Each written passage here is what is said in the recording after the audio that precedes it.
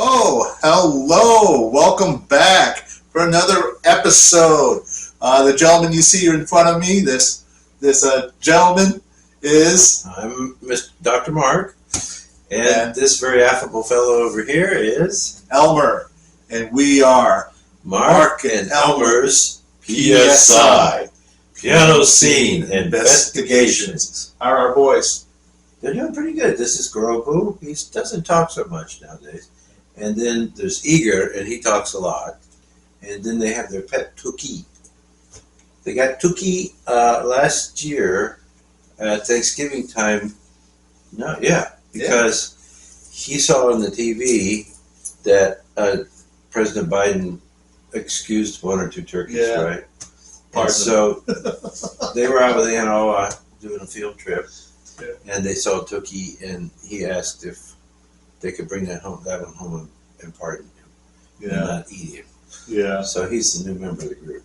Yeah. I've always wondered if pardon really is a good word for that, because they didn't commit a crime.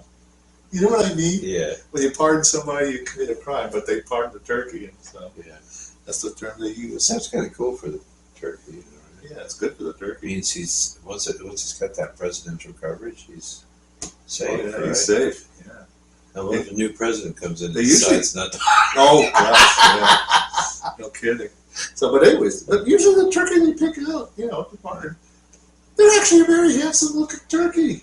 I mean, the perfect feathers, and it's like perfectly well behaved. It's just sitting there like this. We were up in Toledo this past Saturday for a day-long meetings, and we were driving back through the Cudahy countryside. There's two places on the road, one on the left side and then later down on the right side. There's what do you call them? I don't know what a group of turkeys is called, but there was someone there and there was some there. Oh. They were decent-sized birds. Oh yeah, I'm sure. And very striking looking. Yeah. Cute. Yeah. Tasty looking. Tasty. Oh well. Those weren't for your ears, okay? Yeah, okay. So we'll keep it to ourselves. Yeah. Let's not go there. So, but anyways, let's see. The ventures don't stop coming. Has it been 1 or 2 weeks since we did the last show? Yeah, it's been a few weeks here, a couple of weeks. But let's see. Since then, let's see. Still trying to find time to practice. The Mephisto waltz is still in work in progress. I think that's what how many episodes ago was that? Was that the last one or the one before? I think it was the one before that. I'm still working on it. So, But anyways, let's see. Anything else? Let's see. The things at the Von Mars store is still going well. But you know what? Before we push forward here, let's give... Yes, here we go again. Okay. This may not have a theme today, but let's give a little more advertising for Corey. Corey's piano polish. I never leave home without it. Use it so you can get rid of all the fingerprints or what have you on the piano. This one's for high gloss finishes. Use it when you can, okay? Because as we all know, grand pianists can be a real dust collector. Are you looking at the Corey piano polish? No. No? Okay. Be down here. So, anyways, oh, I remember. I was going to bring that today too. I had Kathy had found for me. She stopped off at a thrift store. There was one on Old Henderson, and she said that she actually had a lunch break, and she ate quickly and decided to take a quick once over at this thrift store on Old Henderson. And she found for me a collection of recordings of Beethoven Piano Concerto, the cycle, performed by Maurizio Pollini. Ooh, So that's nice. You Is might that have the that ones with the bottom? I Berlin believe- Philharmonic? Berlin Philharmonic, that's Yeah. for sure. I think Abada was directing it. Yeah, could be. It's either him or Byrne. Could be Carl Byrne. Oh, you're right. I do have that Deutsche Grammophon LP of the fourth concerto. Yeah. And Byrne is the director. Yeah. I thought he did a series with Abada though too, but maybe that's a different time. It could be. Yeah. Could be. But so I was quite, I haven't had a chance to listen to it, but off on the side, I did decide to pick a Beethoven concerto to work on, believe it or not. So I've been sort of fiddling around with number 4. Yeah, I love the So fourth. yeah, the 4th. I mean, Beautiful. it's sort of the unsung hero. It's not as performed as much as the others. Well, at least number 5 and 3. I think 3 gets quite a bit of hearing as well.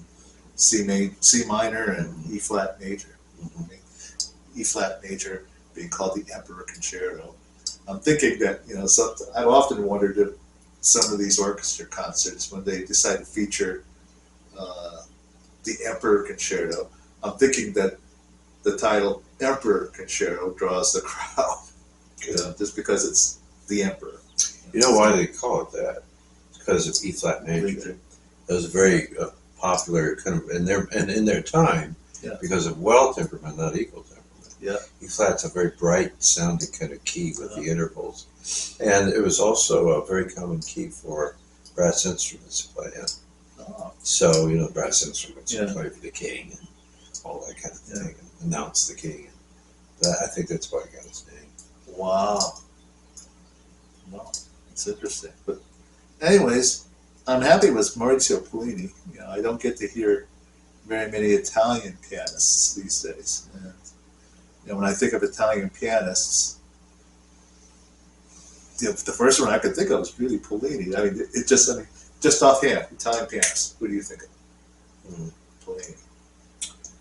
I mean, just the overall response. But I guess we're going to talk about another Italian today, aren't we? Or You want to do that right now? we could if you want. Okay. Yeah.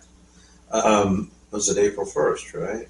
April 1st. I think was his Could be. birthday. Yeah, something like that. Well, talking about You have birthday, it? can I do a quick birthday? Yeah, good birthday. Okay, we're going to do a quick birthdays here. If you were born today, April 3rd, you share the same birthday as the Italian-born American composer, Mario Castelnuovo Tedesco. Ooh, wow. So if some of you are unfamiliar with that composer, he was, according to Wikipedia, he was not just composer, he was pianist and writer. But I guess he's well known in Hollywood because he wrote the movie scores for at least 200 Hollywood films. Would you believe that? And he used to teach film scoring to young composers, and you will never believe who his students were. Henry Mancini, Jerry Goldsmith, Andre Previn. Could you believe it? Those It are gets- all really important. I know, it gets better. John Williams was his student. Wow, all of them were fabulously I know, well known. John Williams. Could you believe it? Jerry Goldsmith, he's the one that wrote Star Trek. Star Trek, yeah. Very logical. And Andre Previn was really interesting, very active Yeah. composer in Hollywood. Oh, yeah. And one of the more successful musicians, I think, who even preceded that whole cross discipline thing. You know, where back in what was that, the 80s? When like Kerry DeCano sang Gershwin, that was a big deal. Oh, the Jazz, crossovers? crossover Yeah, stuff. the crossover stuff. Yeah. Brevin was doing it long before that. Oh, yeah. No and in kidding. fact, he's a child prodigy. Mhm. It's interesting, he was born in Germany. Oh, that's interesting. His parents were British, father for sure anyway, but they ended up in America, and as a young boy, he was like 14 or something like that. Yeah. He was very precocious. That's when he was composing for Hollywood. At 14? Yeah, as a teenager. Holy crap! He was doing a lot of stuff like that, and he was a Wow. great jazz Oh, pianist. it's wonderful. Yeah. But then I heard he play classical a few times. I think he did, the Gershwin. Yeah, American Blues yeah, Orchestra. absolutely. But one of my first 2 CDs Yeah. that I bought when I bought my first CD player, Yeah. one was Horowitz, whatever was coming out at that time, I forget, but the other one was the Rachmaninoff Second Symphony Uh-huh. with the London Symphony Orchestra and Andre Andre Previn. Previn. It's one of the best ones. Really.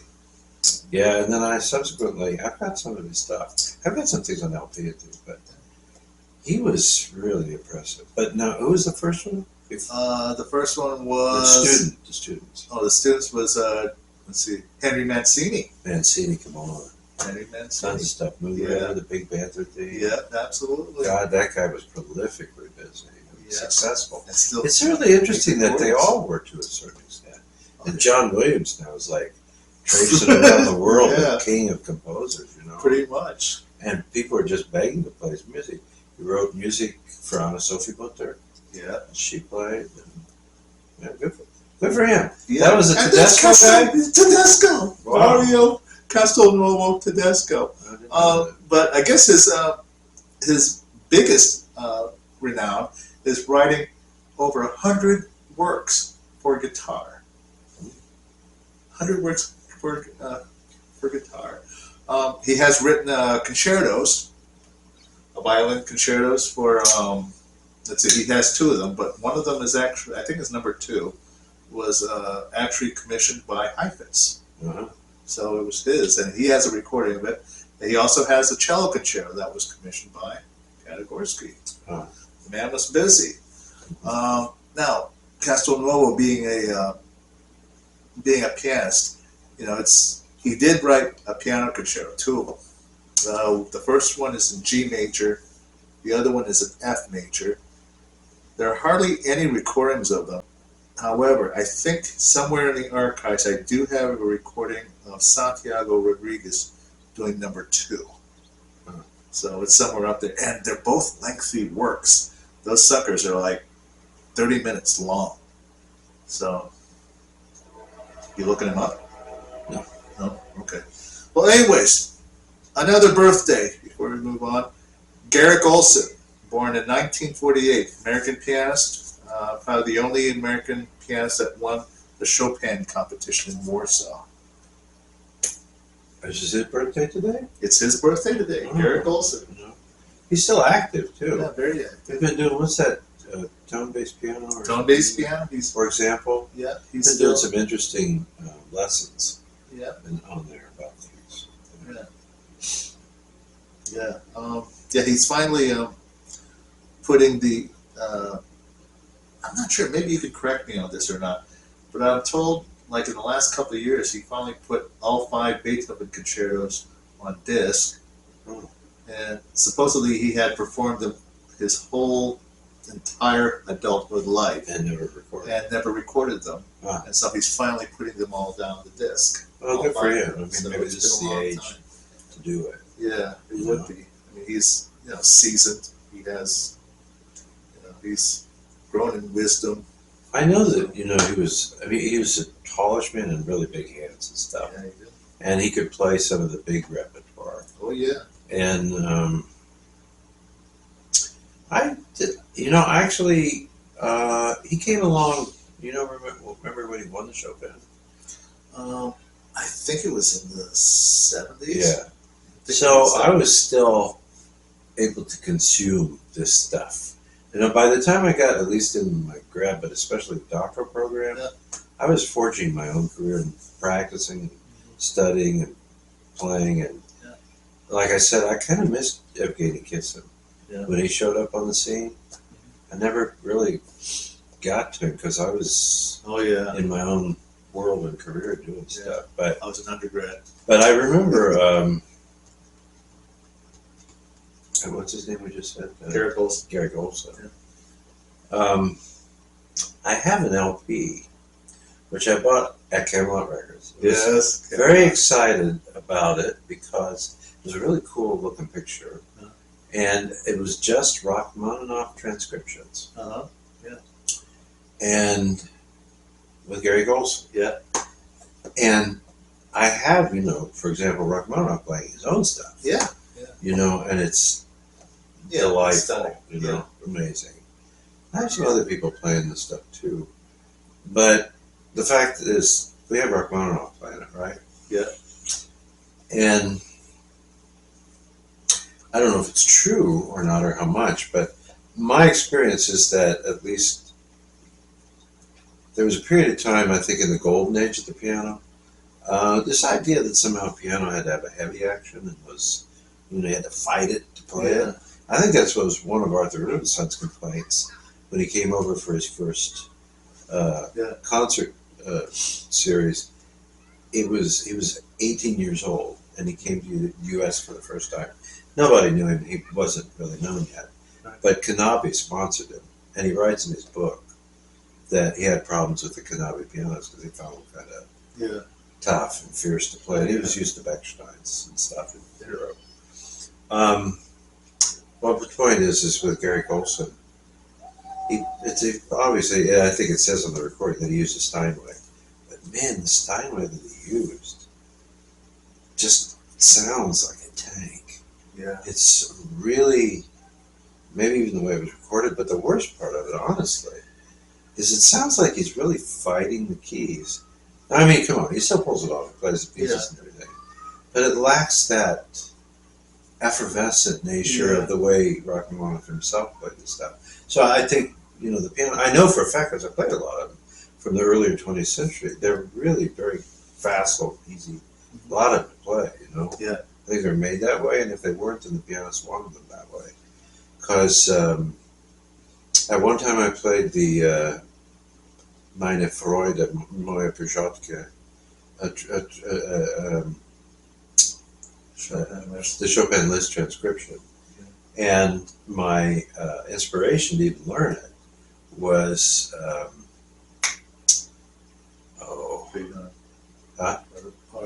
no, Rosenthal. Moritz Rosenthal. Yeah. And he adds these other things. Yes, he does. And since he did it, I added those to my performance. Yeah, exactly. So I play with that stuff. And I even added a couple extra things to it. Yeah. That's actually, I'm pretty proud of it. It was a good recording. Yeah. It came off well. And the piano that I had to play it on was at Graves. That's one place I'm thinking of where I played it. Yeah. It was great, but there was another piano that was on stage.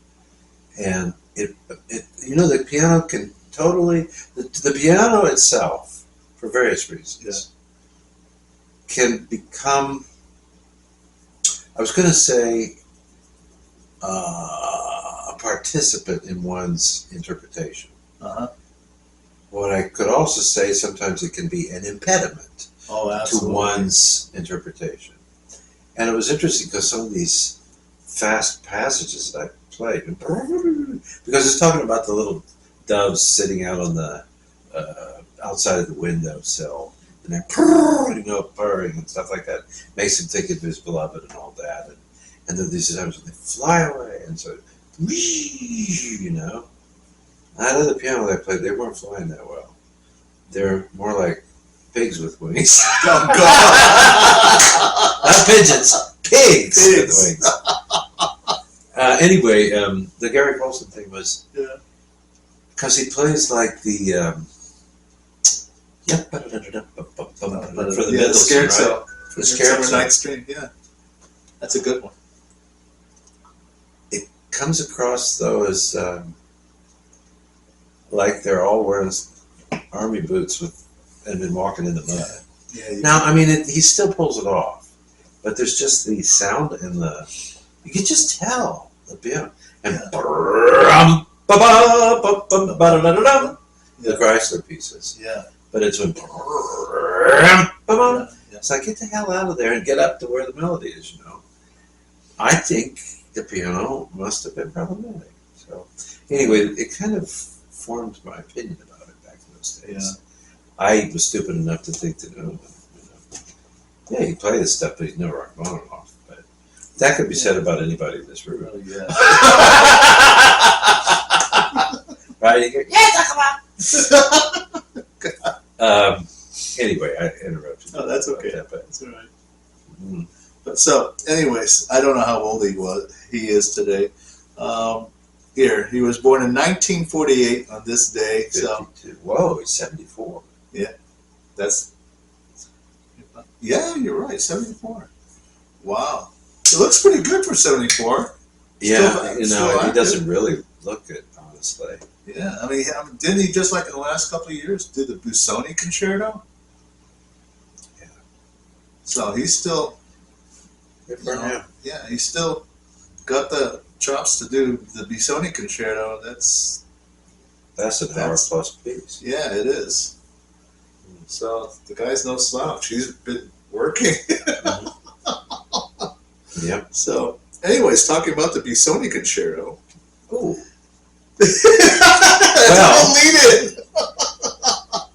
So, The April 1st was Busoni's birthday. Yeah. Rachmaninoff's too, by the way. April 1st? Yep, the same I birthday. didn't know that. Well, they were born different decades, but Oh, 1873 and his. 66. Yeah. I don't know how much you guys know about Busoni. His name is kind of legendary. Oh yeah. And he's an interesting figure. And I did a little bit more reading about him just recently to catch up on some more details. And I mean, come on, there are very few recordings left, but everyone would agree that the playing that is there is extraordinary. Mm-hmm. He was a child prodigy, and he was recognized by plenty of people as a remarkable pianist. Some people even referred to him as the incarnation of Liszt, Of course. which may or may not be true, because one of the things I've been reading about with him, and Busoni is often thought of as a thinking pianist, Oh yeah. or a thinker's pianist. Yeah. Brendel has quoted things about him as much, and Brendel's a very cerebral kind of guy, Alfred Brendel. But I just wanted to give you some breakdowns about things with him. So he was born in 1866 in Tuscany, and then his family moved up to Trieste, which is more in the Tyrolean area of northern Italy. And his father was teaching him some piano, but he said some funny things about his dad. He said, there's a good quote in here, "My father knew little about the pianoforte and was erratic in rhythm, so he made up for these shortcomings with an indescribable combination of energy, severity, and pedantry." Oh my. That's what he said by his dad. So, his name is interesting too. So his name is Ferrucio Busoni. But in the middle, he has Dante, Michelangelo, and Benvenuto. Those are the three interior names. So he's named after the poet, the sculptor, and one of the great painters. So Benvenuto Cellini, Michelangelo, and Dante Alighieri. So it's Ferruccio, Dante, Michelangelo, Benvenuto, Busoni. That's his given name. Holy moly. His dad was Italian, and his mother was, even though they were in Italy, she clearly comes from a Germanic family. And I don't know exactly, well, at least at the age of 9 and 11, he's studying at the Vienna Conservatory. Yeah. So the family moved up there. Anyway, he studies with a few different people. Interestingly, when he was 11 years old, he heard Franz Liszt play, and they met one another, and he played for Liszt, and Liszt thought the kid had quite a talent. Yeah. So he does have that kind of momentary, touch of genius, with a great master with Liszt. What I didn't notice, No, I think, he met Brahms, and they say that, he was a composer, he was a pianist, composer, and a big thinker about musical aesthetics and things like that. And his early composition work is often thought of as kind of like romantic, uh, actually a little bit more Brahmsian. For example, Edward Hanslick liked Busoni as a performer, and probably whatever compositions he might have done, because Hanslick came down on the side of Brahms in that more conservative movement in Vienna at the time. But what I didn't realize is how much he traveled as a teacher. So when he was only, about 20, 22 years old, he taught for a couple of years, but he never did it too long. He did the teaching thing, but it never lasted very long. So in a period of like 5 years, he taught in Helsinki. Then he went to Moscow, which is where his Swedish fiancée met up with him, and they got married. But they didn't stay there too long. It was around 1890 or so. Wow. It didn't last too long. But then he got an invitation from William Steinway to come and teach in the United States.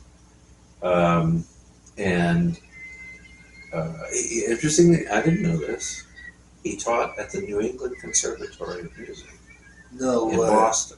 Wow. Busoni taught in Boston at the New England Conservatory. Huh. One of the things, and he enjoyed Boston, he says he's happy to take it, because also, I didn't know this, but so this is like 1891 or something. Yeah. Something like that. 91, something like that. The conductor of the Boston Symphony Orchestra at that time was Artur Nikisch. No way. Now this guy has a really famed reputation as having been conductor in Berlin. Wow. And kind of the predecessor. He was the predecessor of Wilhelm Furtwängler.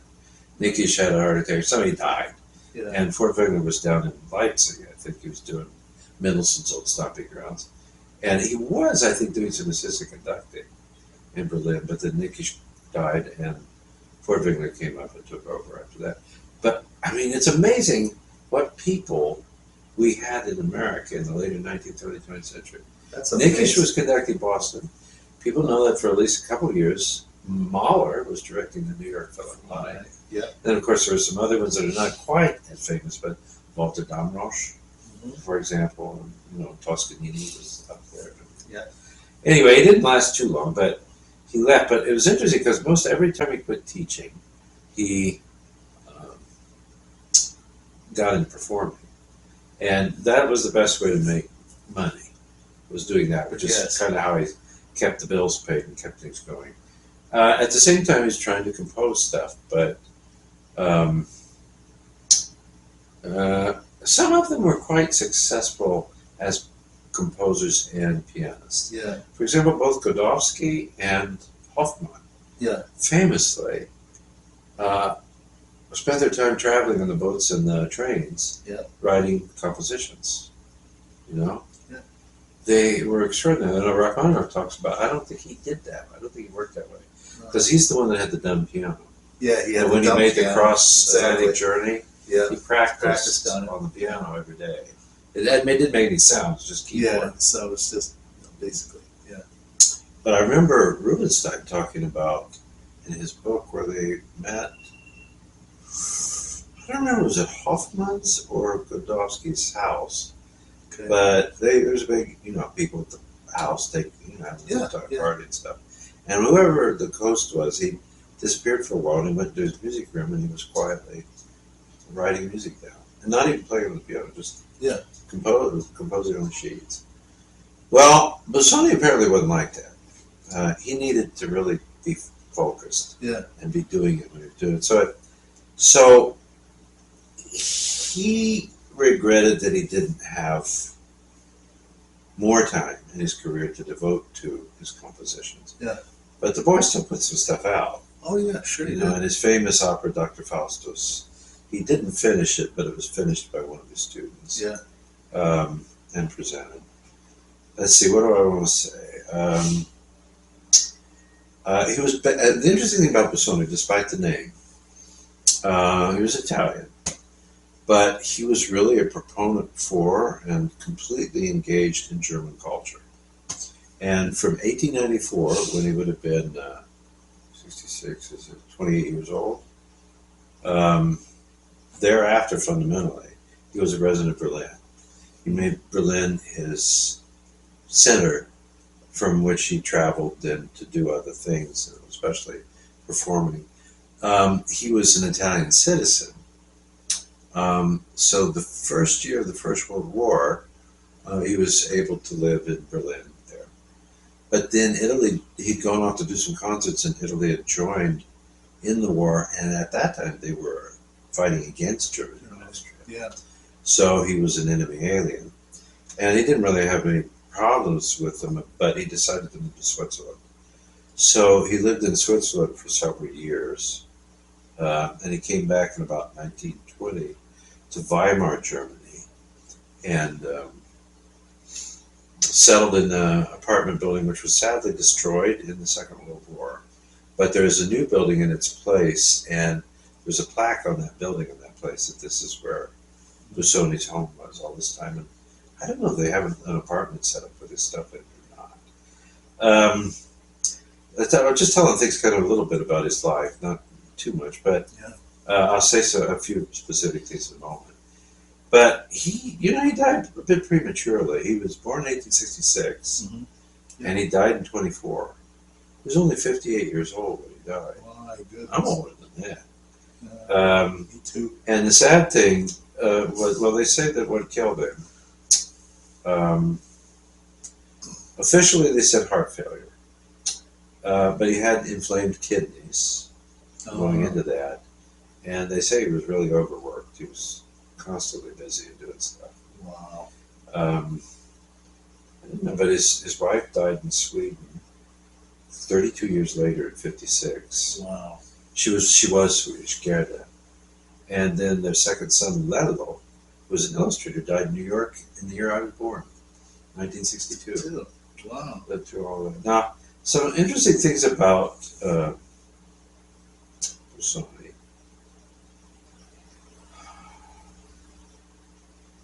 There's not that much. Why don't you show them that CD first? CD? Okay. Okay, this CD claims to have the collected recordings of Busoni, which is not even a dozen pieces, right? No, it's just 7. So that's all. That now it's interesting in Marston Records even comes up because people are digging stuff out from under the dirt. Oh yeah. Nowadays, so there might be new stuff they discover, but at least when this stuff was produced, so what, 90s or something. Yeah. That's all that there was of Busoni's playing. And then one of perhaps his most famous student was Egon Petri, who ended up immigrating to the United States, and I think ultimately wasn't he based out in California? Egon Petri. Eventually, I believe he was in Pennsylvania, either Was it? Pittsburgh or Philadelphia, Okay. one of the two. So Petri was a great exponent of Busoni's tradition. They were very good friends. He was a generation younger than him, I believe. Anyway. Yeah. There's some interesting Yeah, stories Earl about Wilde that. is one of the students. Egon Petri? Petri's. And so was Gunnar Johansson. Yeah. And Gunnar also took a few lessons by introducing himself rather forwardly to Ignaz Friedman, who had a cottage out near the sea in Denmark where he liked to spend the summers and practice. And Gunnar said that he was in the area and he would go and stand outside Friedman's house and listen to him practice. And then he finally got up the courage to introduce himself and play for him a little bit, and I guess he took some lessons with Friedman. Wow. But I did not know that, I don't remember where it was, but probably, well, I don't remember exactly where they were. Friedman studied with Busoni. I think I did know that because there's a lineage that Gunnar used to talk about, because he studied with Petri and had some lessons with Friedman, that there was a direct connection with Busoni. But I think Busoni,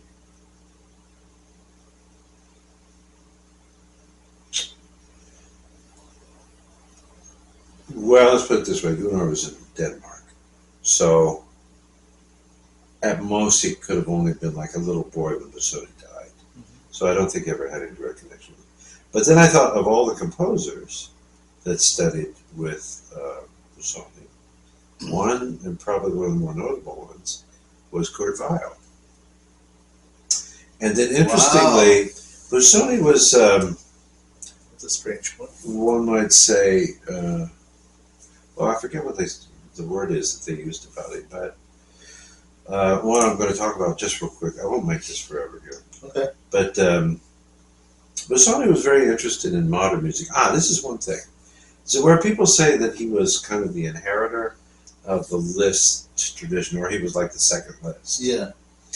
He did play a lot of Liszt, and he took liberties with the Liszt. Yeah. And there were some times when he was criticized because he played things, but he added stuff to it. Yeah. But that was, frankly, very much in the tradition of the 19th absolutely. century. Yeah. You know, to put your own little things into it, Right. interpret it.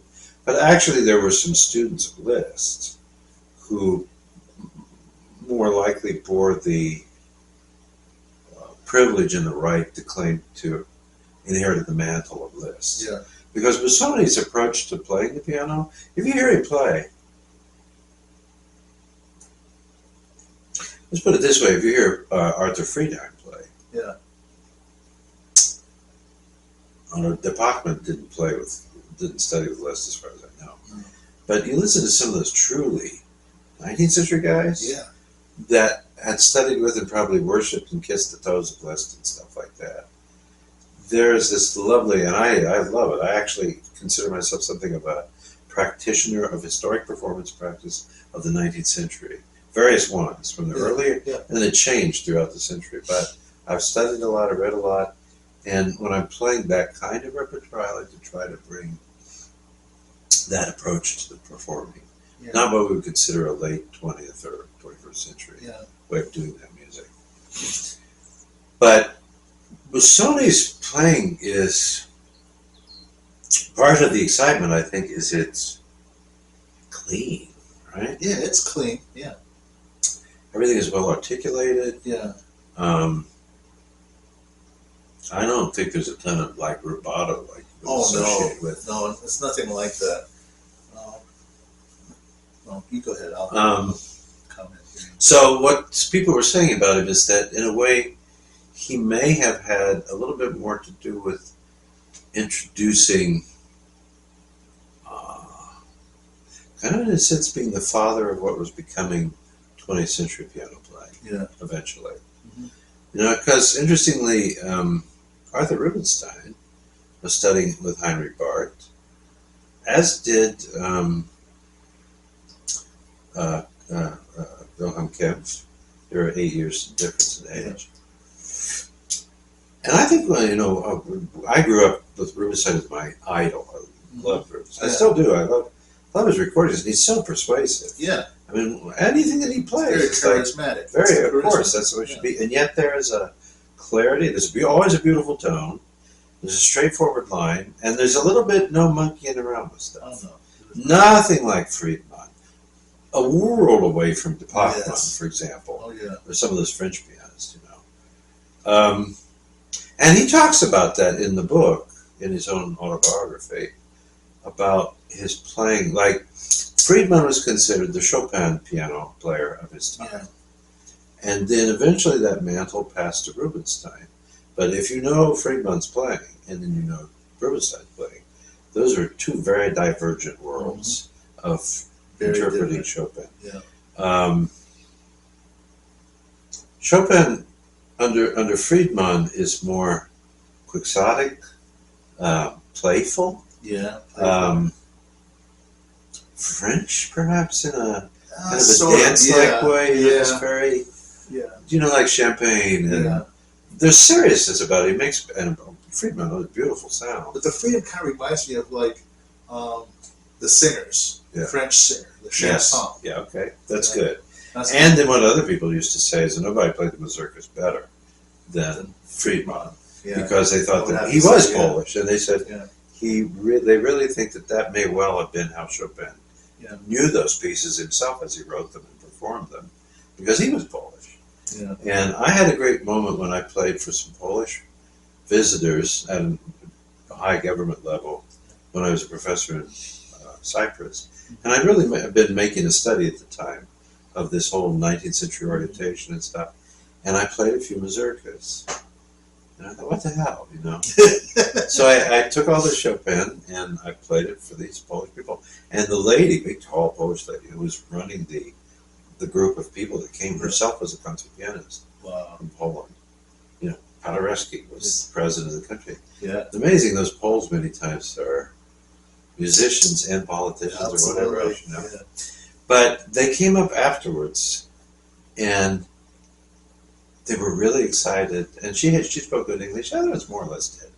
But she came over and she said, who did you study with? How did you learn to play Chopin like this?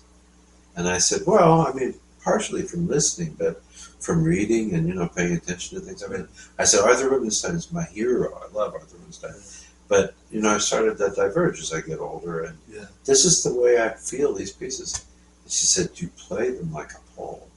Wow. Polish lady said, do you play them like a Pole?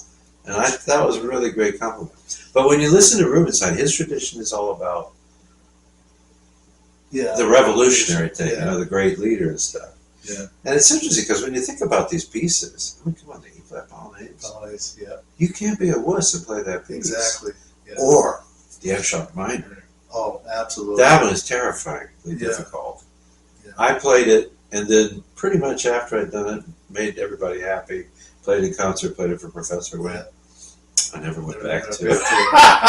It's that middle section. That middle section. I just don't get it. You know, now I heard a very convincing performance of it recently. I don't remember what it was. Okay. But it made sense, you know. I get it. You know. But I don't remember who the pianist was. But I've only listened recently. But no, I mean, some of that stuff is powerful crap. You know? It's not crap, powerfully wonderful. Yeah. And that seems to be what Rubinstein went for. You know.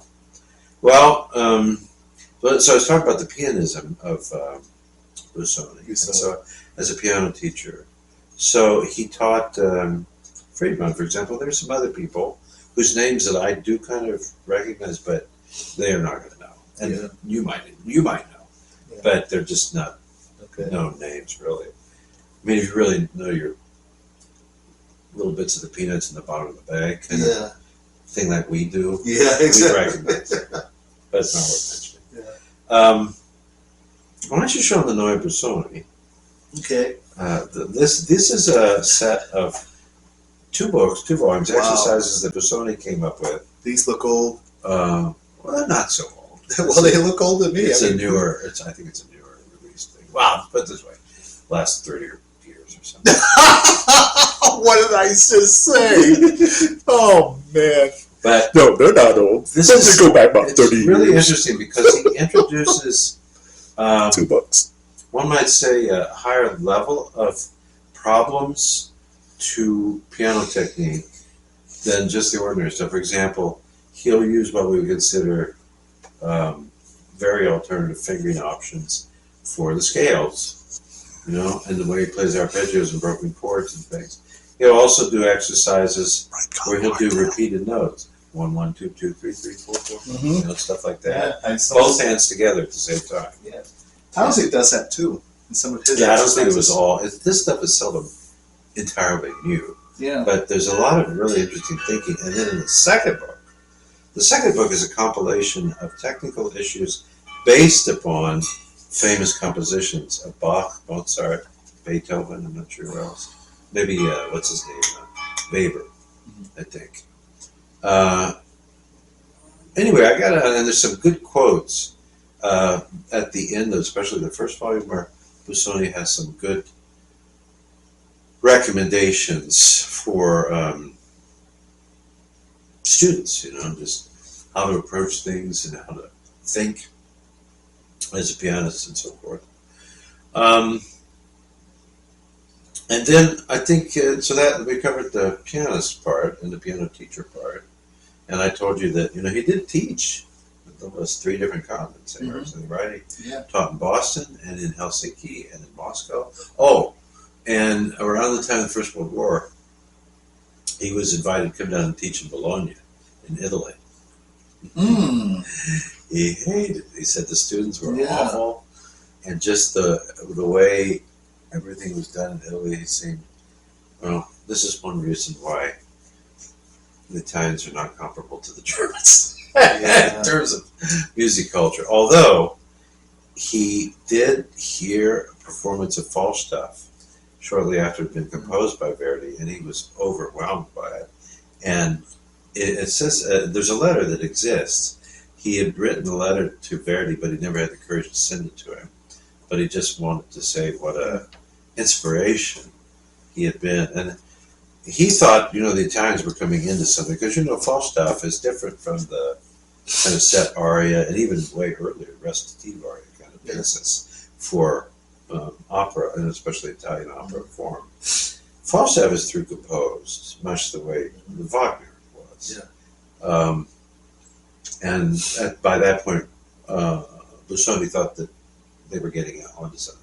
But he managed to get himself excused from the teaching position in Italy he was there about a year. Yeah. But then he had to go away for some foreign gigs and stuff like that. And promised to come back when he was done, but then the war had started. He used that as an excuse never to go back, because he said the students were lazy, stupid. Oh, They God! didn't know how to play the piano. No! And What? they said that the biggest lasting tradition that Busoni had on the school at the time was modernizing the plumbing in the building. Oh!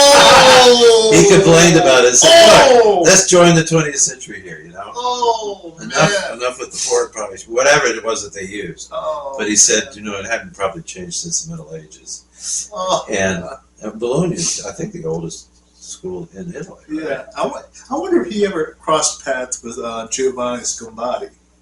Remember I brought this music the Liszt in? people, Yeah, the Liszt people. Because I don't know. No. Well, no. I think Scombati was earlier than that. This was about 1915 when Busoni was down there. All right. I think Scombati was just a little. He's more 20 years earlier, Yeah. something like that. So the last part that I'd just like to address, which I think Busoni is probably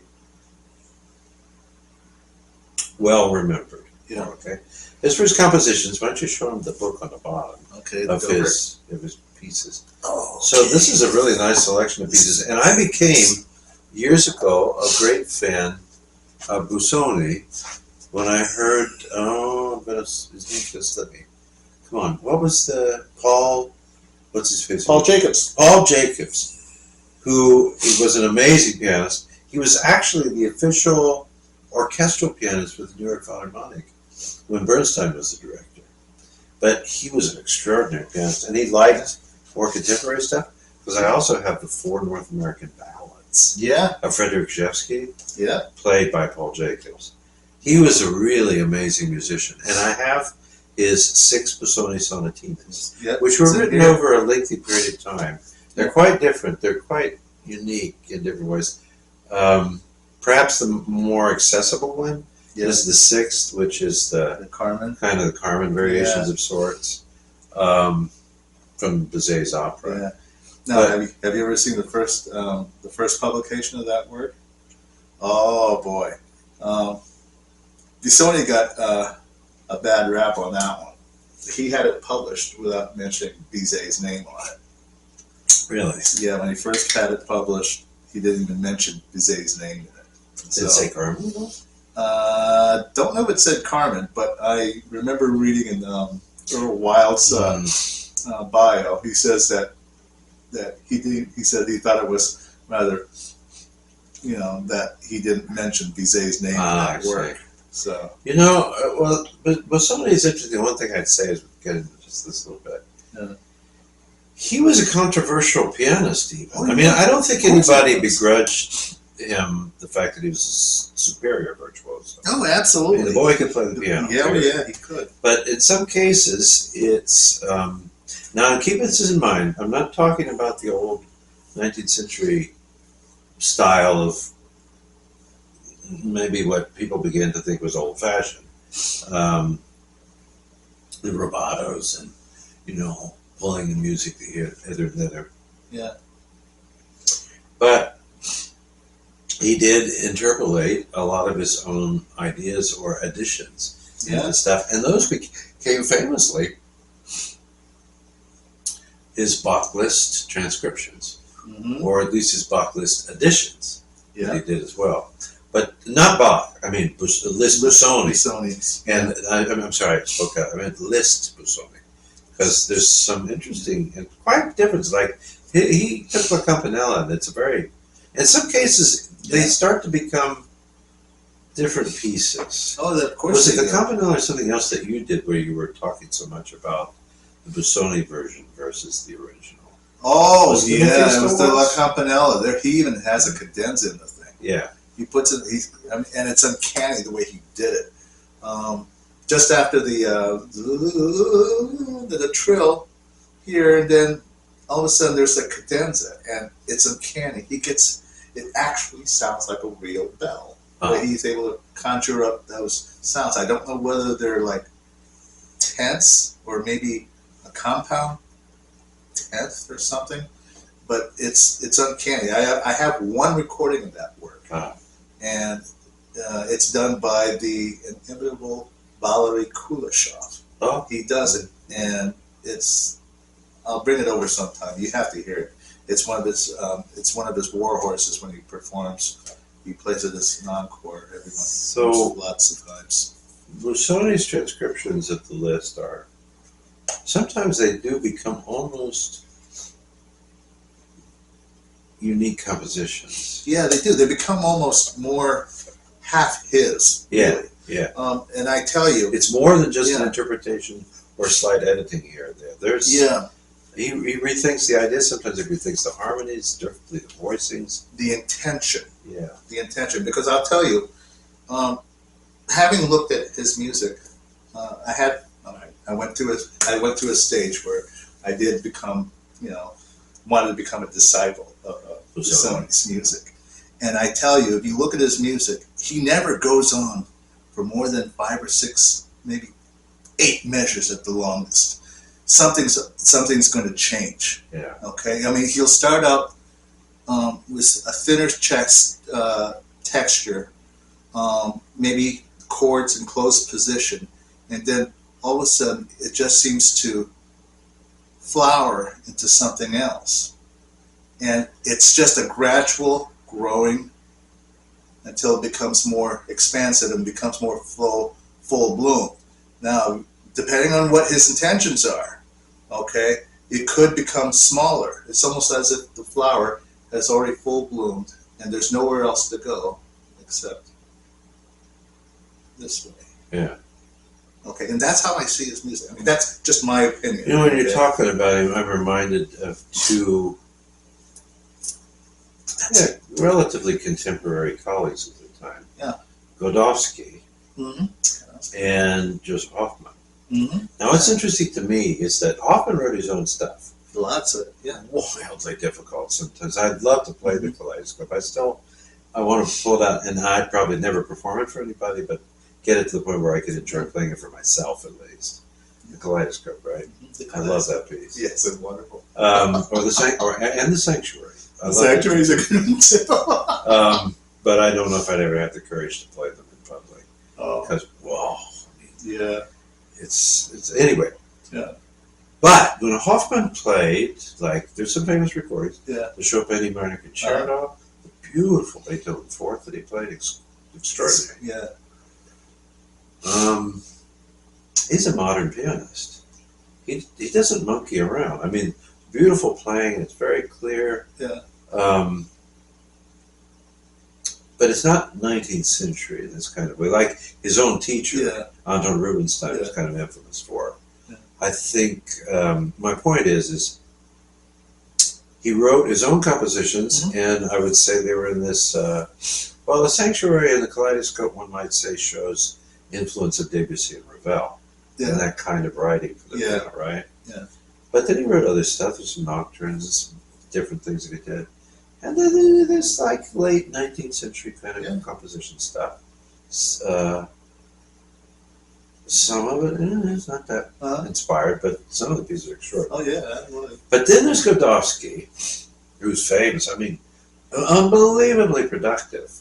Like there's the 52 exercises on the Chopin Etudes. Yeah, 53. And then all of these huge pieces that he wrote based upon kind of famous The pieces. Strauss waltzes. The Strauss waltzes, but what's the Passacaglia? The Passacaglia. It's the Passacaglia on the theme of the Unfinished Symphony by Schubert. Yeah. The opening. All right. Bum, bum, bum, bum. And he wrote the Fantasia Contrapuntistica, or how was it? What is The it? Fantasia Contrapuntistica, or whatever it was. No, that's Busoni. Yeah, that's Busoni. Yeah. No, but the point is that I was thinking of is that I think I find an interesting similarity with Busoni and Godowsky. Yeah. It appears that even though Busoni had some good training from various people, I forget who it was that sent him to Karl Reinecke in Leipzig. Oh gosh. It was I don't know if it was Hanslick but somebody when he was in Vienna, or something like that, suggested he go. And Reinecke was a famous guy. Yeah, of course he was. Went and studied with him. Yeah. But that's almost in a little way like Godowsky went to study with Saint-Saëns. Yeah. Guy from, I mean, they were both born in the 19th century. Yeah, but come on, Saint-Saëns was alive for what? Almost 20 years until Chopin died? Yeah. And then he lived into like the First World War. The guy lived forever. Yeah, exactly. He lived a lot. But he was from earlier 19th century tradition, and Godowsky comes in. And so as far as I know, Saint-Saëns was Godowsky's only formal piano teacher. Yes, exactly. Yeah. Otherwise, he's self-taught. Pretty much. And there's nothing in the books that I read about Godowsky that he made any great studies in composition or theory with anybody. No. So he worked it out himself. Yeah. Well, I have the impression, in a way, now he had some training. Yeah. I think there's a similar thing with Busoni. He was a serious child prodigy. Yeah. He went to school at the Vienna Conservatory between the ages of 9 and 11. Yeah. And then they were kind of done with him, and he was done with them, and he went somewhere else. Yeah. It's interesting that, well, Godowsky is famous because of these infamously difficult, one might just say difficult, because you could put other words to it, but some people might say horrendously difficult or tortuously difficult. Yeah. But, it takes a pianist like Marc-André Hamelin to just whiz him off, for example. And he has a freaky mind for that kind of stuff himself. But, training. and there's just so much of it. And the guy he was teaching up in Rochester at Eastman, and then still performing and stuff. That's my phone doing that somewhere. Yeah. But he still produced so much. And then Busoni, I think because he was constantly performing more, and had to, I think, to make ends meet and stuff in many cases. And I think he liked it better than teaching. Actually, he had some good teaching moments. But he really tried to take his composition seriously. Now, the interesting part was, I wanted to read to you, it was kind of cool. When he was settled into Berlin in the early 20th century,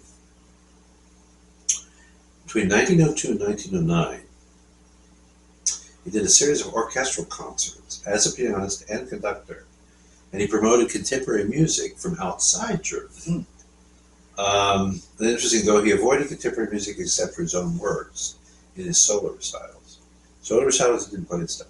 But however, for these concerts that he did, which would have been concert concertos or symphonic works, he introduced premieres of music by Edward Elgar, Jean Sibelius, César Franck, Claude Debussy, Vincent Dandy, Carl Nielsen, and Bela Bartok. Dandy. Wow. 1904, he played his own piano concerto for the first time with Karl Muck. No way! Muck was very famously associated with Wagner. You should see him. He's got this baton that long. He kind of got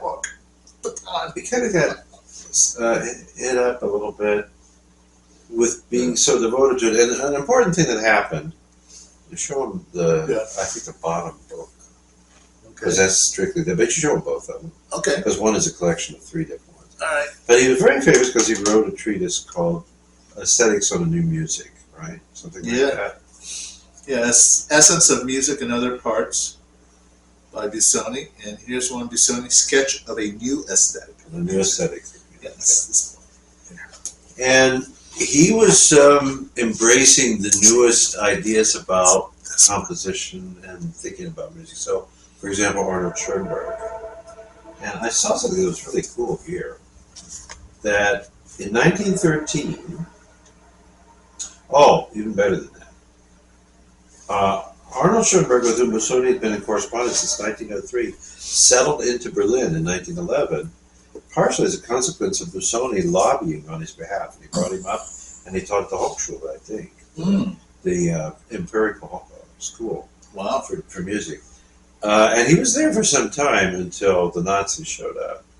So he was one of the Jews that had good sense to get the hell out of Dodge. And he came to the United States, and he ended up teaching at Berkeley, right, at UCLA. But this is in 1913. This is what Busoni was, and the people that came is cool. Busoni arranged at his own apartment a private performance of Schoenberg's Pierrot Lunaire, which is this really interesting, a very historically significant chamber music piece. Singers and instruments on it. Or it's got singers in it too, doesn't it? Or I was thinking the Strada Soldat, but that's Stravinsky. Yeah. Okay, never mind.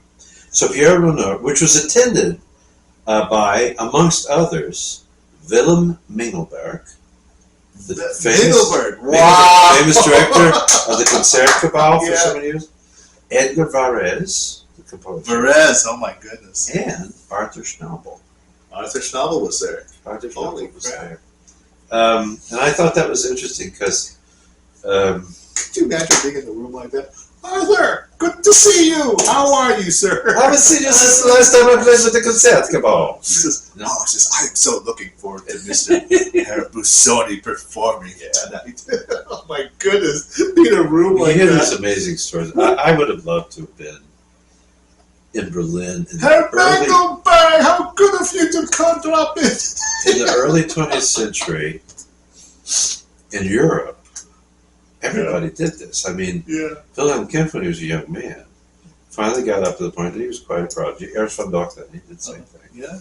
They made their official debut in Berlin. Yeah. Leopold Godowski, and everybody was there at the time. Rachmaninoff, and I think Hoffman. They were. I mean, the biggest guns in the world were sitting there in that theater. Yeah. Beethoven, probably the Beethoven Hall. Yeah. And Godowski comes out and plays. And come on, this is Rachmaninoff, Hoffman. I mean, anybody in the history of piano was at this concert. Yeah. They got up and they gave that guy a standing ovation. Exactly, because he mentions in his journal. He said that the pandemonium was incredible. He was completely unknown, and more or less. I mean, not completely, but relative to the big world.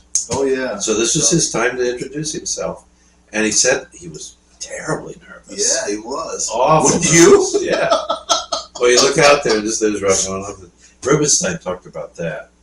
That for some time, he never had the courage to play the second Rachmaninoff. I think there was one time when he was surprised. He was scheduled to play the Rachmaninoff second piano concerto, and he walked out and looked out into the audience. And Rachmaninoff was sitting there. Then he almost crapped his pants. Oh my God!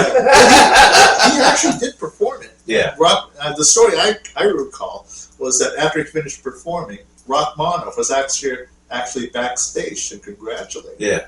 You know. That was probably that concert. Yeah, it was probably that concert. He was just like, oh my God, the master is out there. Yeah, and so there was something. They had some kind of discussion about, if he would perform another work, and and he was thinking, he says, I hope he doesn't want me to do another 3. He recorded it, but didn't Rubinstein record the second? No, the Rhapsody. Yeah, the Rhapsody. He did. Rhapsody. Yeah, and it's odd. I mean, if you, I recall this in his memoirs that he said he loved, as much as he loved performing those works, the Concerto No. 2 and the Rhapsody.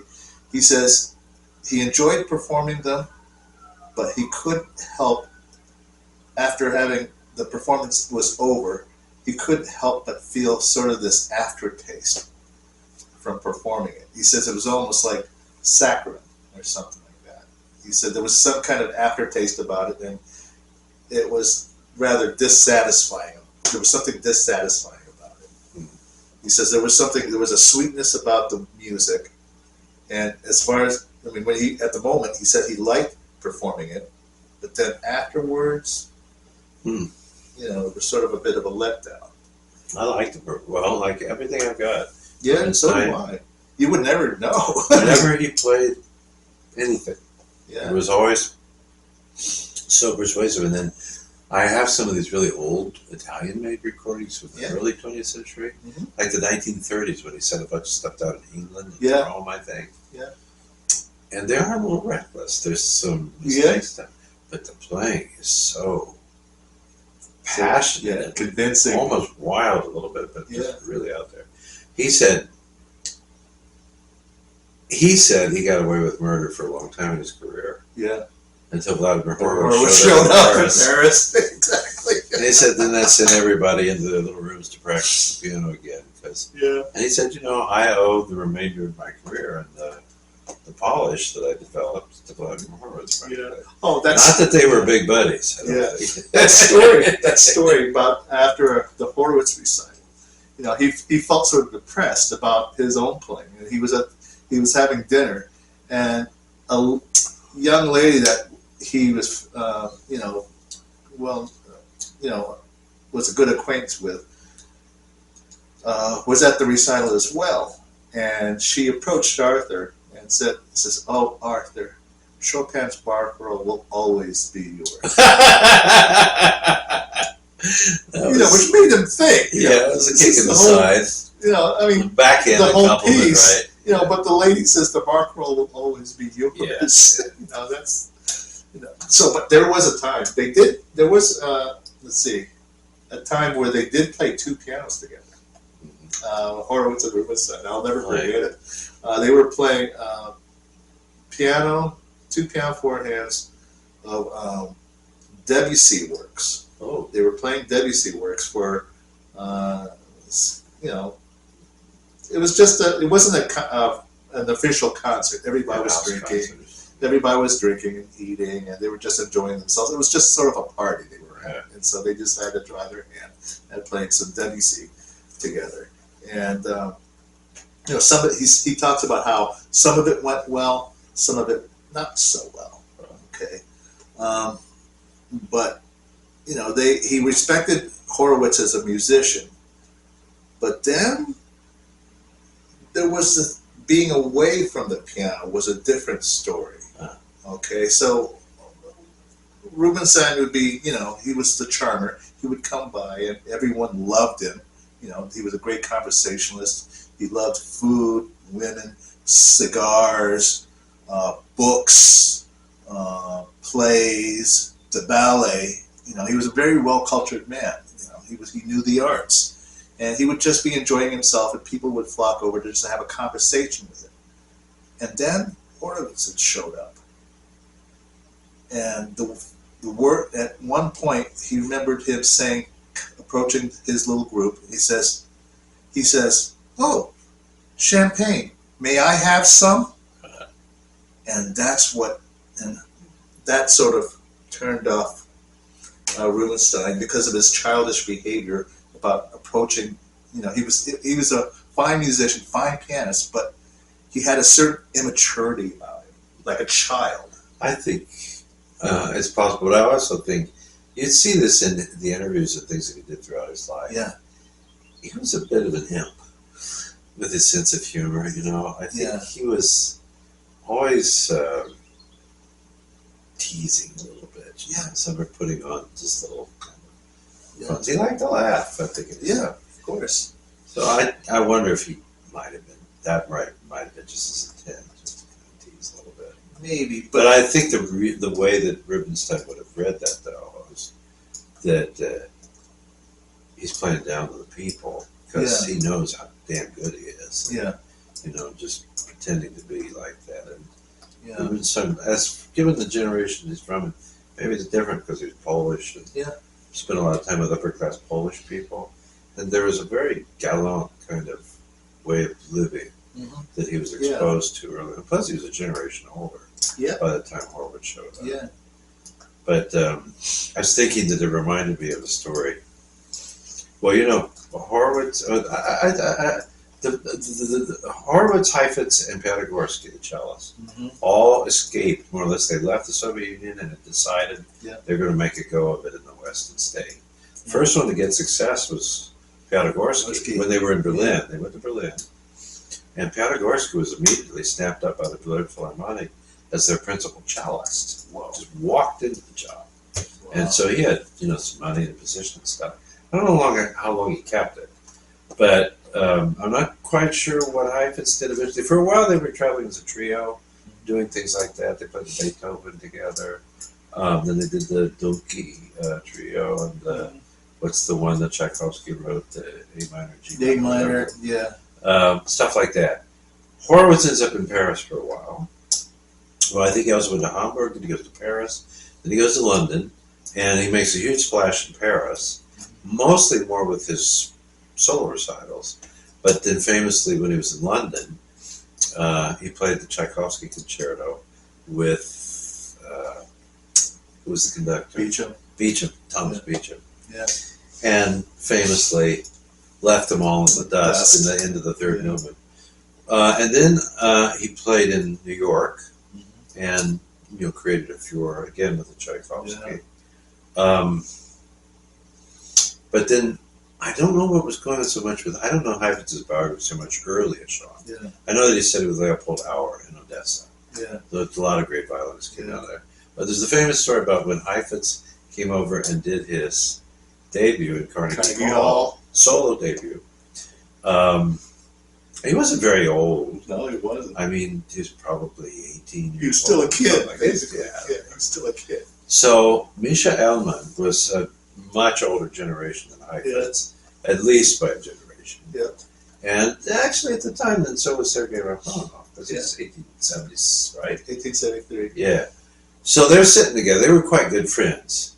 And they went to see this new Russian kid, you know, that was coming to play. And Elman and Rachmaninoff sitting next to each other. And Heifetz is just, you know, just amazing tone, really rich, powerful tone.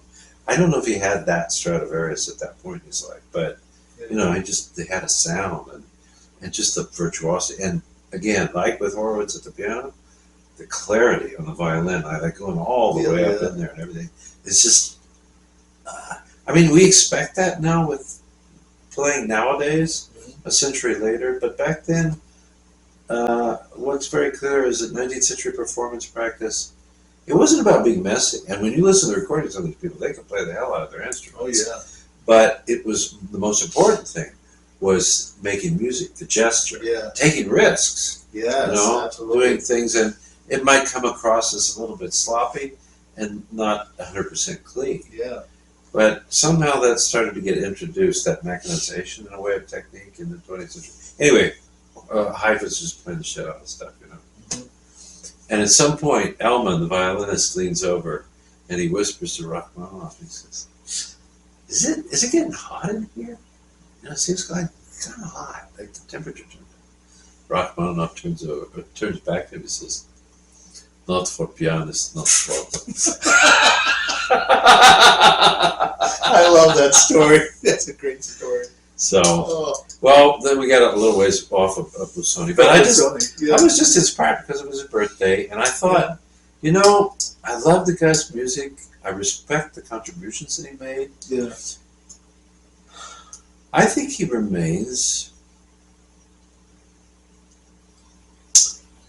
historically not appreciated enough for who he was and what he gave to the world.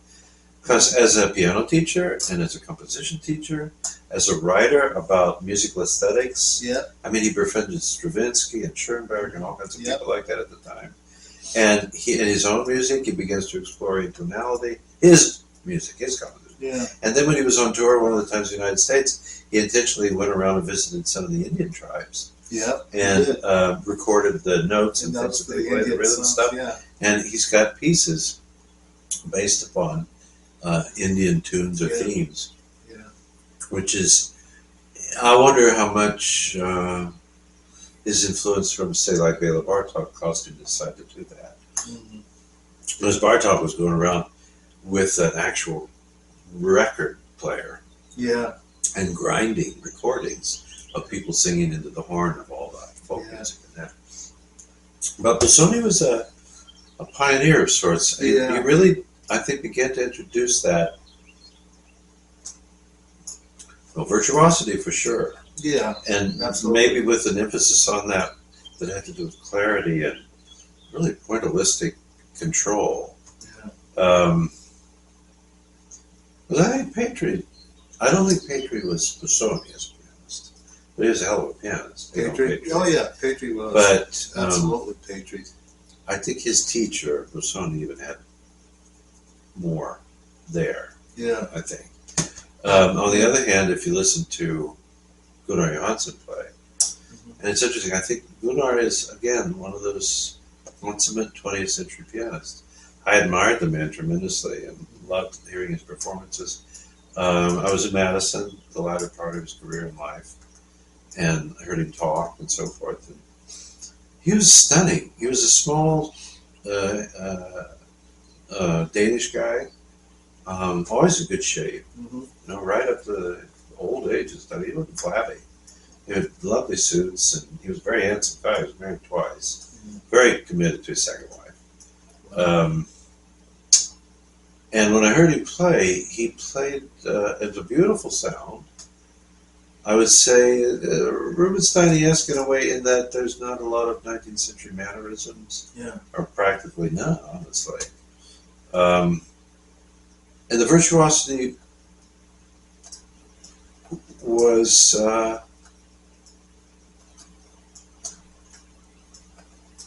how can I say this? It's like he could play anything. I heard him play is it the Poem of Fire, the piece of Scriabin with orchestra? Oh, Prometheus? Prometheus, yeah. And then he played some of his own, what they call improvised sonatas. Yeah. That's something. As difficult as anything was, it seemed relatively effortless and not a big deal. Yeah. And when you listen to his Liszt recordings and stuff, it's all there. I mean, I don't know how to say this, that I don't mean any irreverence, because the guy he could play anything. Yeah. He recorded all of Bach, he recorded all of Beethoven I think one time, and all of Liszt, and that stuff. Let's put it this way, maybe there was this kind of Scandinavian equanimity in the mind, in the spirit. Yeah. Maybe a slight chill, from the cold air. That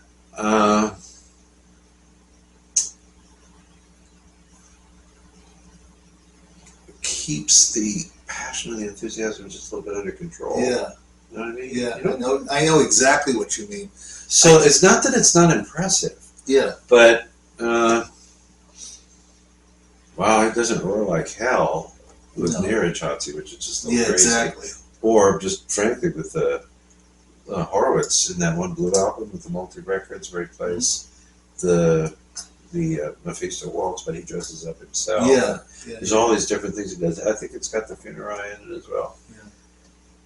I mean, Horowitz, would just take it to a point where your hair is standing. Exactly. Yeah. And you can do that with Liszt, and it works. Yeah. But in a way, Johansson just showed. I'm not saying it's boring. No. Because if you know the music and you know how hard it is, it's still really amazing, stupendous. But it's a little bit more like Brahms walking in the woods or something. Exactly. It's somewhat German. Yeah. So. Well, anyway, I'm sure I went way far too long with Busoni, but no. I want to give the guy his time in the light, because I don't know if people appreciate it enough. And there's only, historically, but just a few pianists that have the courage to perform and record the Busoni concerto. Oh, yeah. 5 movements with a male chorus. I I mean, come on, people, it's bigger than the Brahms second. Yeah, no kidding. And it's notoriously physically exhausting. Yeah. What's his name? Gunnar played it. Yeah, Gunnar played And it. who was the big John Ogden did it? John Ogden did He was it. famous for it. Garrick Olson did it. Yeah. Mark Andre Hamlin did it. Yeah.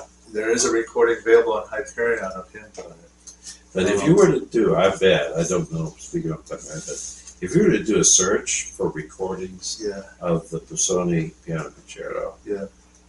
you're not going to get to see that many. You're right? not. You're not Yeah. gonna see that many. You'll be lucky. I mean, Probably I wonder how anything much does it because cost to put something Exactly. like that together. bring together the symphony orchestra that can play it because it's challenging, Yeah.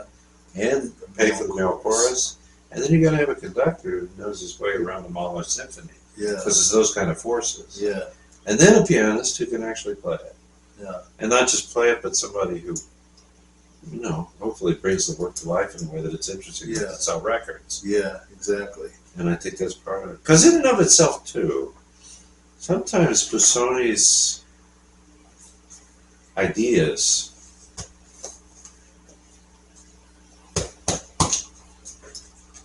are not immediately accessible, or let's say No, they're they're not not. naturally singable. Or, No, they're not. so, and this I think shows his influence from Bach, his influence then from much later from Schoenberg, people like that. Yeah.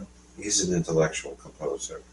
Yeah. He And is. it's interesting because in the article here, and some other things, Brindle speaks often about Busoni.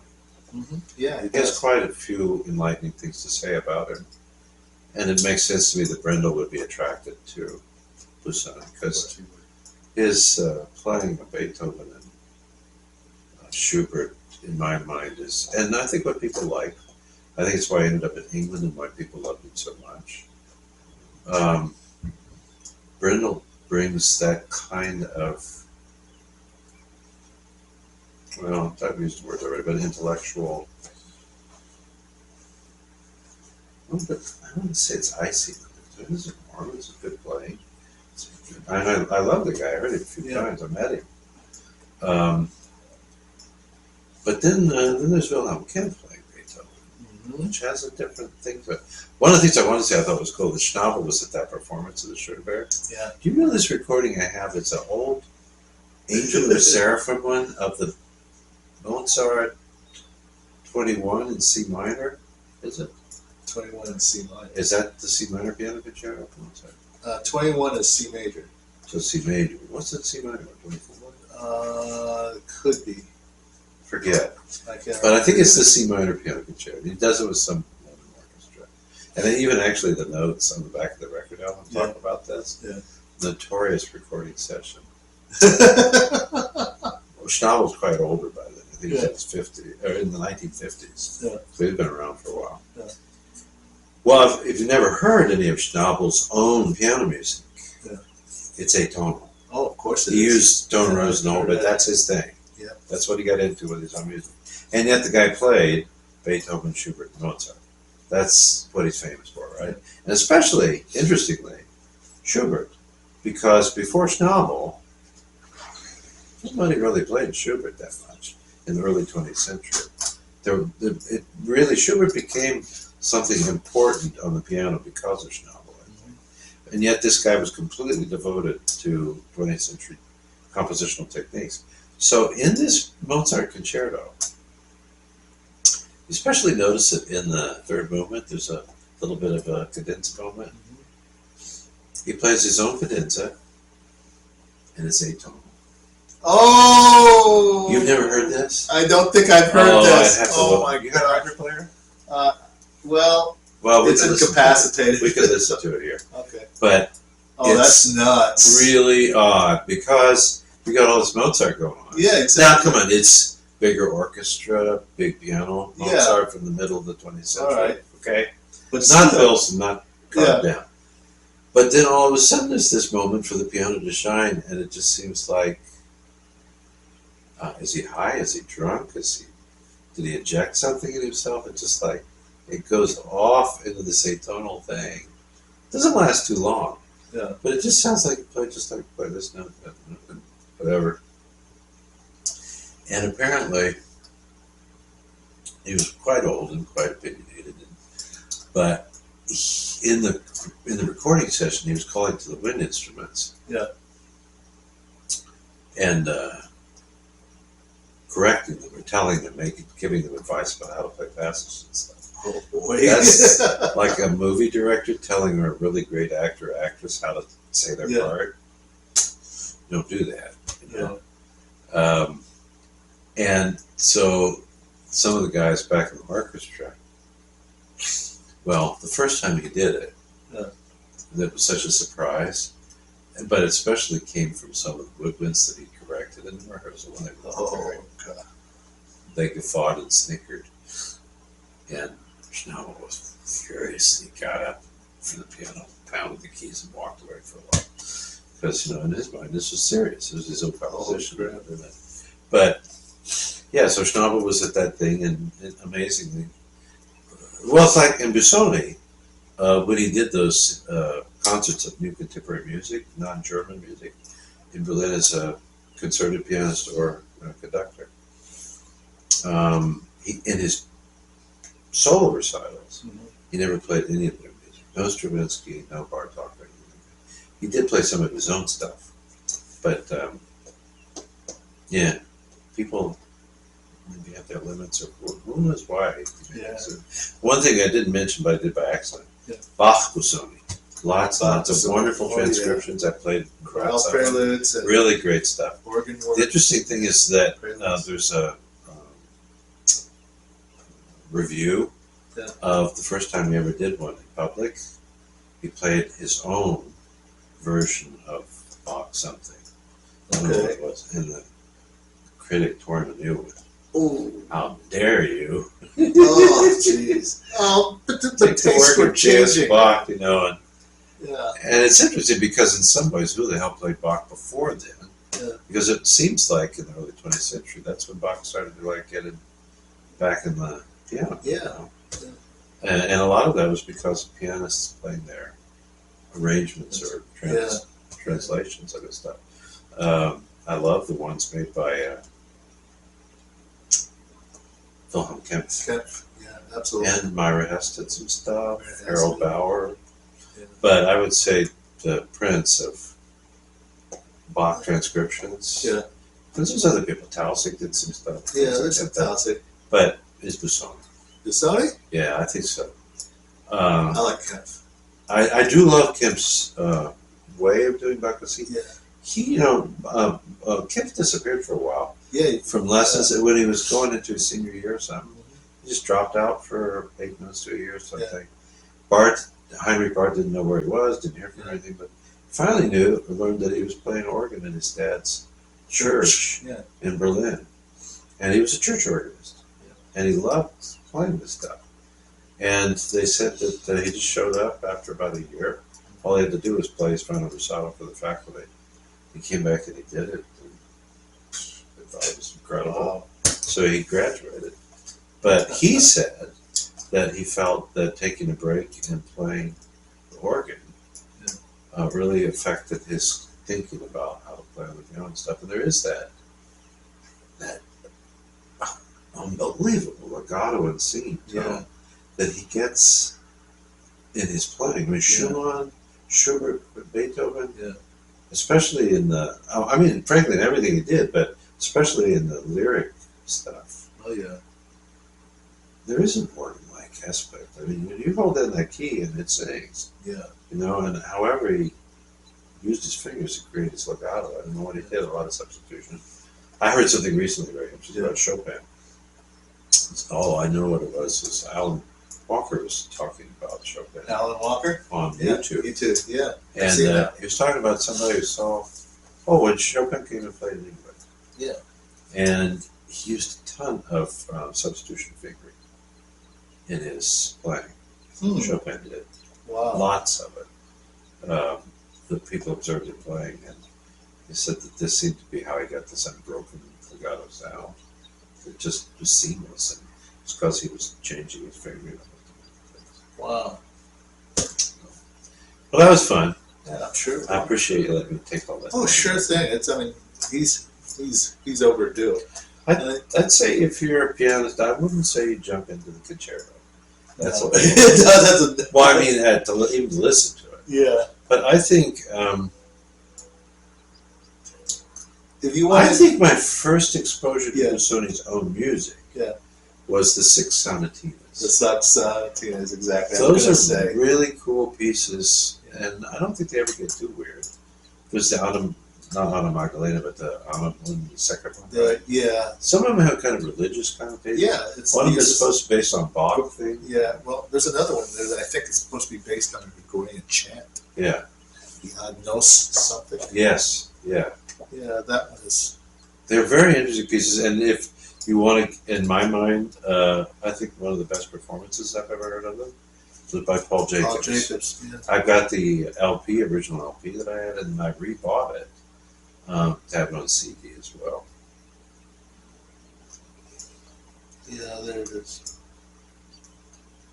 Free imitation of Bach's Little Fantasy in Fugue in D minor. Yeah. And there's number 4 of the 1917.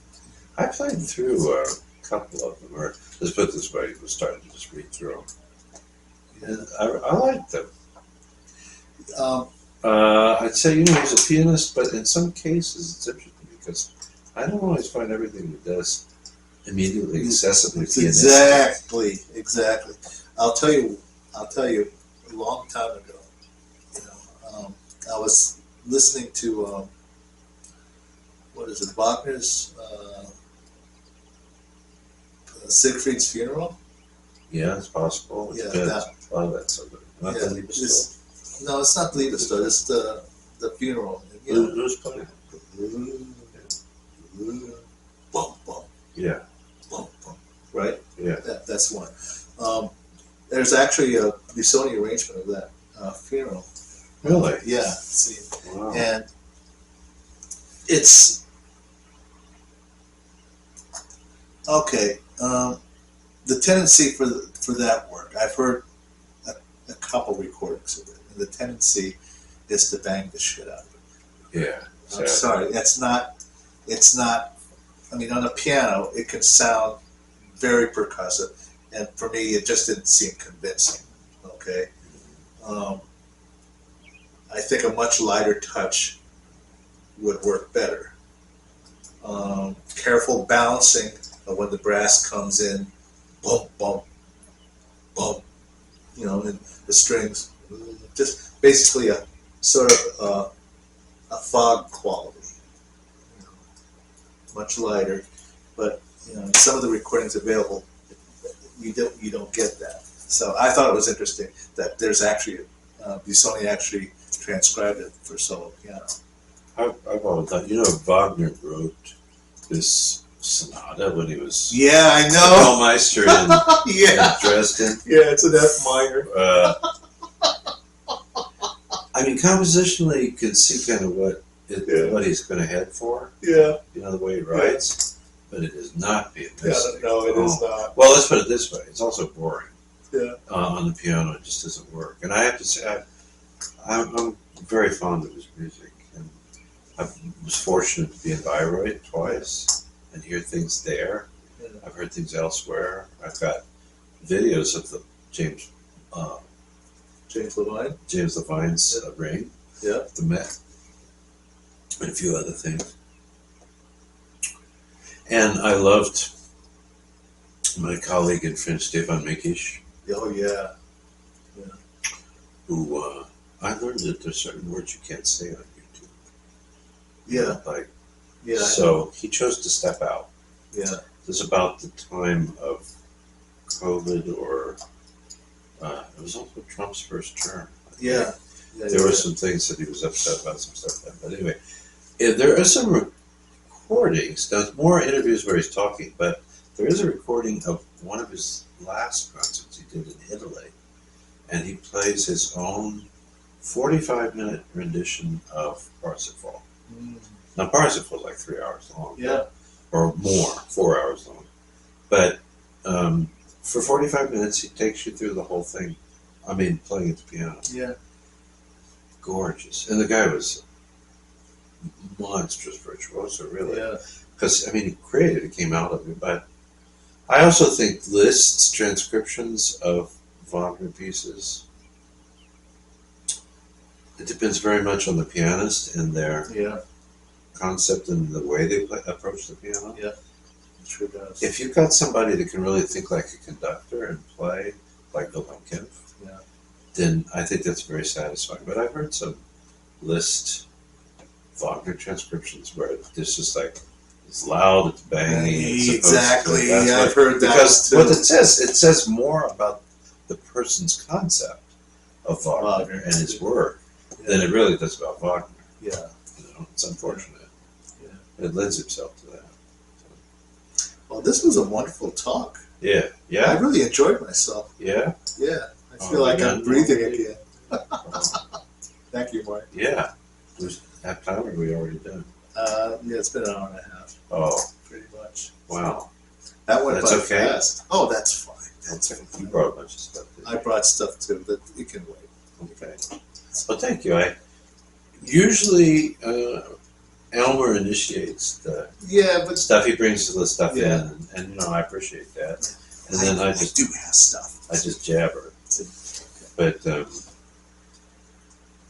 I just was thinking recently because you said he sends me text messages and says happy birthday to on that day, and on the 1st of April it was Rachmaninoff and Busoni. And I was thinking,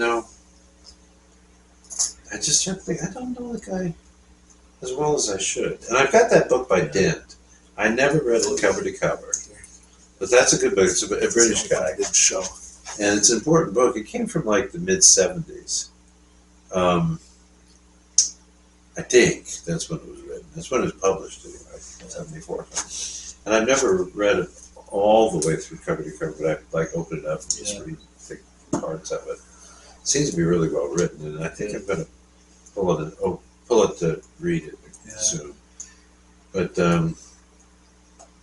well, when we talk about looking at that whole iceberg, now Busoni in and of himself is probably somewhere on the top above the water, right? Oh, absolutely. But in terms of people really know him, what he did and who he was and what his life was like, I think that kind of gets under the water somewhere down farther on the iceberg.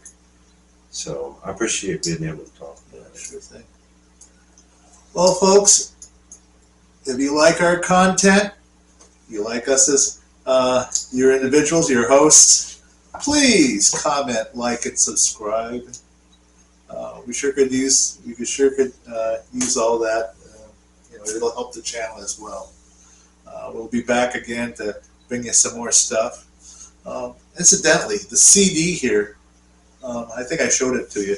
It was released by Pearl.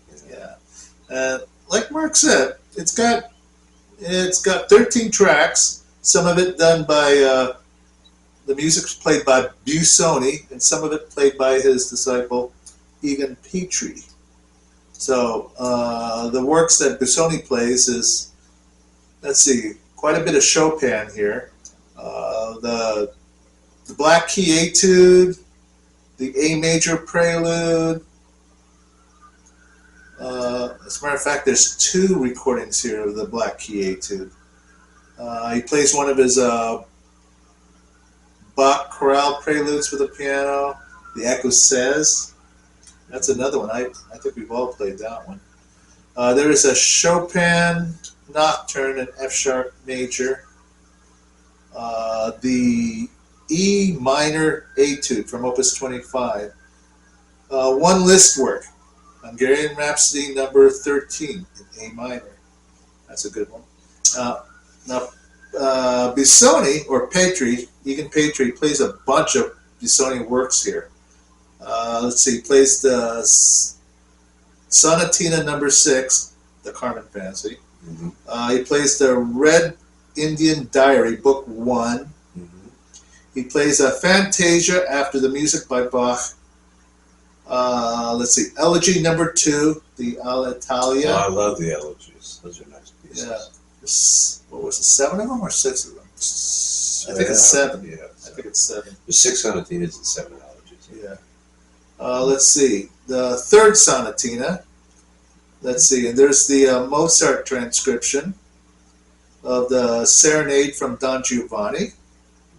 And there's also the arrangement of the Liszt Spanish Rhapsody for piano and orchestra that he did. He is accompanied by the Minneapolis Symphony Orchestra and conductor Dimitri Metropoulos. Ooh, Metropoulos. Yeah. So it's quite a recording. Yeah, Busoni's stuff was piano rolls and Belta Mignon. Belta Mignon? Yeah, Okay. that's the only source for his stuff. I don't think that there are no acoustic recordings on there. Yeah. And I never know what Marston's going to pull out. Yeah, you never know. But it's sad because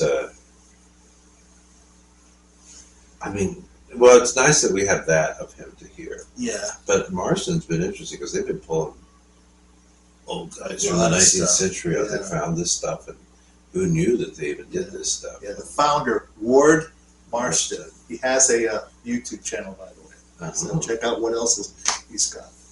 Oh. But anyways, you like our program today? We'll be happy to bring back some more. This is... I'm Dr. Mark. And I'm Elmer. And we are... Marc and Elmer's PSI.